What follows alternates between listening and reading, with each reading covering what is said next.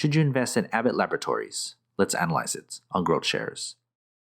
This analysis is split into 3 factors: the business, the stock, and the price. Within each factor are a total of 11 metrics from business growth, performance, to intrinsic value.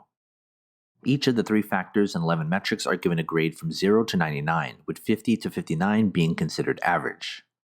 Each company belongs to a specific sector of the economy. My analysis cleans the data so that we can compare companies between different sectors effortlessly. The 3 factors are then graded and combined to get our final grade. Most companies will fall into that average range, since most companies are indeed average long-term investments. Before we begin, there will be quite a few numbers and metrics in this video, so I've made a separate video detailing everything to get you caught up. I encourage you to pause this video anytime so you can better understand the numbers.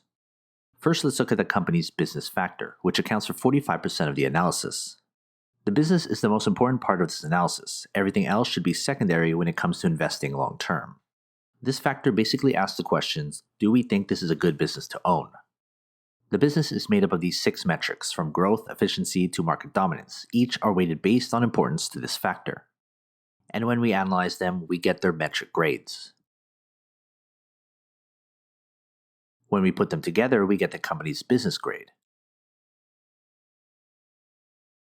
Next, let's look at the company's stock factor, which accounts for 35% of its analysis.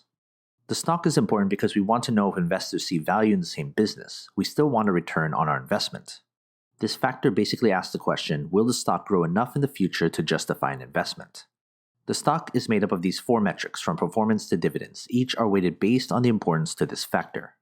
And when we analyze them, we get their metric grades. When we put them together, we get the company's stock grade. Third, let's look at the company's price factor, which accounts for 20% of this analysis.